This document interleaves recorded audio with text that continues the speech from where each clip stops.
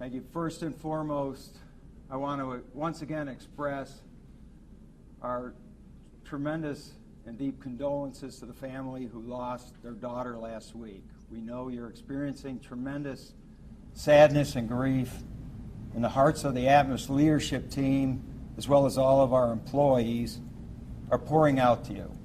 I also would like to thank our first responders who have been absolutely amazing in their support of us this week. These men and women are just extraordinary. And we greatly appreciate all of the sacrifices that they've made to keep our community safe. Today we're announcing new steps that we're taking to address the performance that we've experienced in our system over the past week. The safety of this community, the safety of our customers, is of our prime importance and our highest priority. I'd like to turn it over to John Paris, who is the president of our Mid-Tex division, who supports this area, and he'll go into more details on these steps that we're initiating today. John. Thank you, Mike. I also, too, would like to offer my thoughts and prayers for the family. It's just a tragic event, and words cannot express how our employees feel, and so I just wanted to say that first. I'd also just like to say, in addition to what Mike said about the outreach and the support that we've had from the local men and women of our first responders, the city of Dallas, the county, both Mayor Rollins, Judge Jenkins is here, we have city council. They have made all resources available to us. We cannot thank them enough for the collaborative efforts that they have made to make all of what we're getting ready to do possible. When this event happened, we went into a mode of continuous leak surveying of a very large area. Pretty quickly, we shut in, what we would call shut in an area, and evacuated out of an abundance of caution approximately 300 homes. And that took place last week, and we've had those folks out of their homes, and we evacuated them out of an abundance of caution. We were in a 24-hour, 7-day-a-week continuous leak survey over a large area. And as we have run into things, or as we've watched the performance of our system and we have found leakage gas, we have again erred on the side of being very cautious. We've evacuated a number of different areas. Over the last 24 hours, as we continue to try to stabilize this system, we reached the conclusion, and Kevin Akers, our Senior Vice President of Safety, will talk in a minute about what those outstanding facts were, but from a performance standpoint, we reached the conclusion late yesterday afternoon and early last evening that we would take the step of shutting down this system. So what does that mean? People have questions. At the public hearing that we heard from residents, how can you guarantee my safety? The best way we can guarantee that safety is we will start a process of bringing that system out of service. It's planned. It is, again, in an abundance of caution. That area will start with the North Walnut Hill, will be to the Berry to the north, Webb Chapel to the west, near Northwest Highway to the south, and Lakemont Drive to the east. Everything in between that, we will be taking out, starting at noon today, a planned process of which we'll bring gas service completely out of that area. We'll shut that down. That will take us about 4 to 5 hours to completely bring that system out of service. Once that is done, those residents and affected other businesses in that area, it's primarily residential, will be without gas service to up to 3 weeks. We will immediately, once that is brought down, we will immediately begin a process with more than 120 contract crews to begin to replace every distribution main in the area, every service line in the area. We will put all new gas meters in. We will test every customer yard line. If we find a leak on the customer's yard line, Atmos will replace that at our expense. We will test all house piping. If we find a leak on the house piping, we will have plumbers that we have brought in to go in and repair any of those leaks that they might find or any problems they have within the house at our cost. And we'll also do an inspection with our technicians of all their appliances. Again, if we find something, an appliance not working, we will have the plumbers come in, repair that at our cost. We know we've inconvenienced customers, but we are committed to replacing the entire system. We will bring customers, and we'll have more information in the upcoming days. We will divide this whole area into a number of sections. We'll be bringing service back in as quickly as possible, but it may take up to 3 weeks to complete the entire project. Again, we will replace all of those lines, all of those meters, make all the necessary repairs within our customers' homes at our charge, and we'll do that as quickly as possible. Our crews will be working 24 hours a day, 7 days a week to complete this as safely, but as efficiently and as quickly as possible. At the same time, beyond the area that we've outlined, we will continue to do what we've been doing. We will survey. We will continue to have extended areas in this area, just like we do on our system. We will continue to survey and look. And if we find something, if we need to make an evacuation, we will do that. We will err on the side of safety. We will be cautious in that. So why did we reach this conclusion about the performance of the system? At this time, I'd like to turn it over to Kevin Akers, who's our Senior Vice President of Safety and Enterprise Services. I would like to extend my condolences as well to the family. Thoughts and prayers are with you. I'd also share my appreciation to the first responders and emergency responders as well for your support and activities over the last few days. Due to the sudden and unexplained leaks on our system during the extraordinary weather over the last few days in North Texas, as John said, we have implemented continuous survey patrols in that area John outlined. Walnut Hill down to Northwest Highway, Webb Chapel, over to Lakemont Drive. We are now in the process, as previously said, of replacing that entire distribution system with state-of-the-art plastic materials, all mains and all service lines. Based on what we found through our continuous survey patrols, we made the decision to engage a geotechnical engineer. His initial findings indicate that there are formations in this area that are dissimilar, that come together right there in that Marsh Lane area. Well, what does that mean? That means with the extended rain that we have, the amount of rain, runoff, and how that flows underground causes certain of those formations to expand up and puts pressure on our system, thus causing leakage. The safety of our system, the customers and employees, is of our highest priority. Given the impact on our existing system, we've made the decision, as John said, to have a planned outage in order to replace all the existing distribution and main system in this area. This allows us to continue the safe and reliable delivery of natural gas service. We will continue our round-the-clock survey patrols to ensure that this area maintains safe operation on a daily basis. Now I'd like to turn the podium back over to the city manager.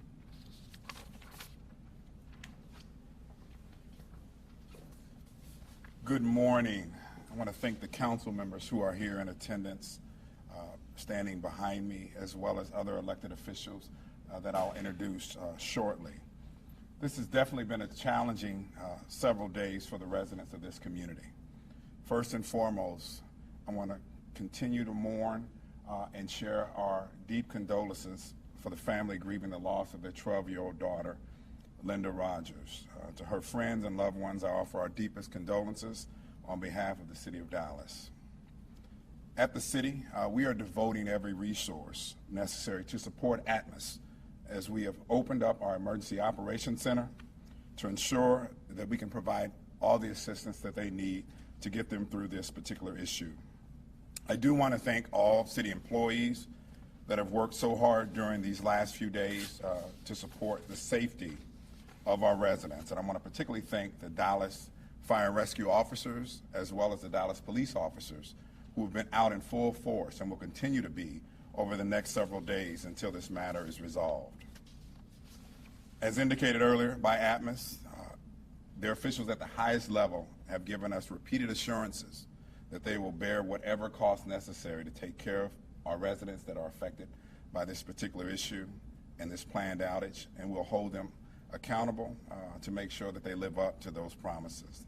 This is definitely going to be a challenging few weeks as people are being displaced, as well as kids and others trying to get to and from school, but we're going to work in concert with the Dallas Independent School District, as well as Dallas County, and a variety of other agencies to make sure that the support is there for our residents.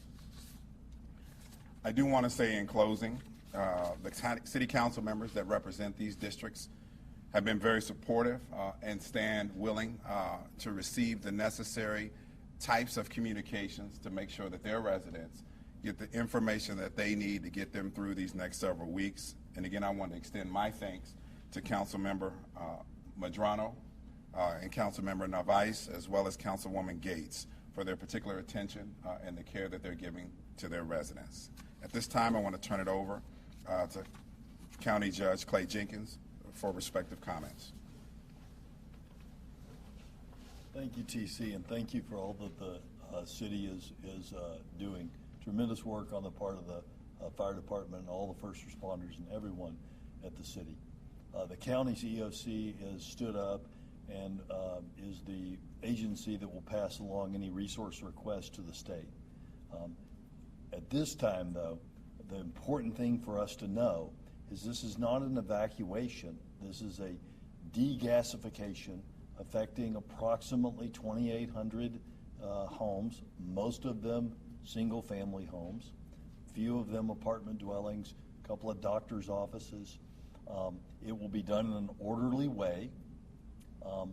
Older steel pipe that is deteriorating because of well, apparently it appears preliminarily because of a formation shift brought about by heavy rains, will be replaced by state-of-the-art new PVC type pipe that is more forgiving in situations like this where there's movement.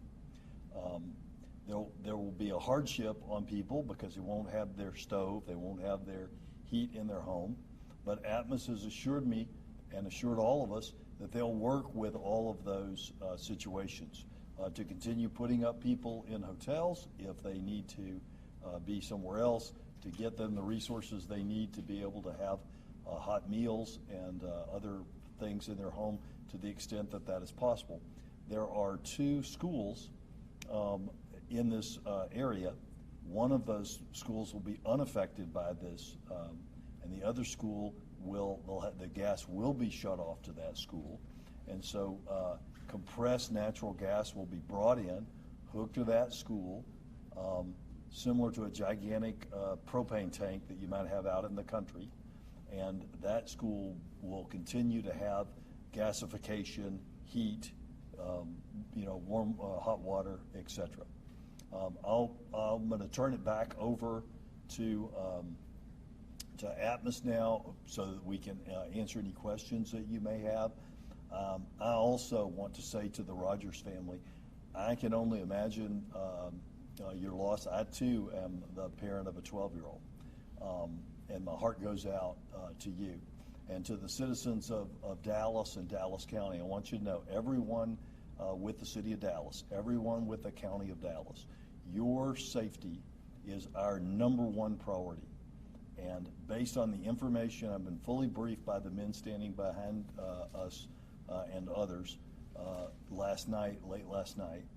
We're getting information in real time throughout the days up until now, and I fully support their decision to take down this system and replace it as soon as possible.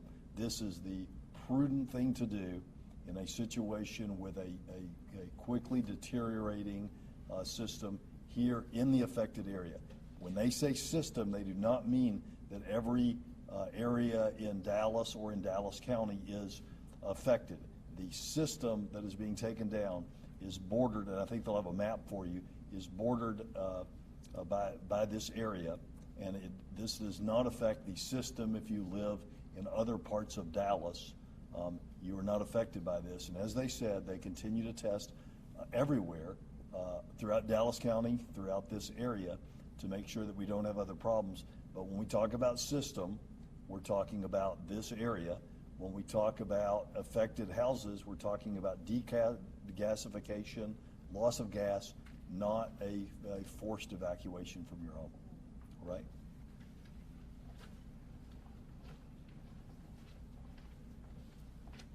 Okay, so we want to talk about what happens next. So as you heard, this is a planned outage. So there are processes in place that we want to talk about that are very important to your viewers and to your audience, and to the residents in this area. And the first is that we are going to have teams of Atmos Energy employees along with city volunteers and volunteers from the fire department going out into the neighborhoods, going door to door today with information for all of the residents on all of their options. What does this mean when we shut down the gas system?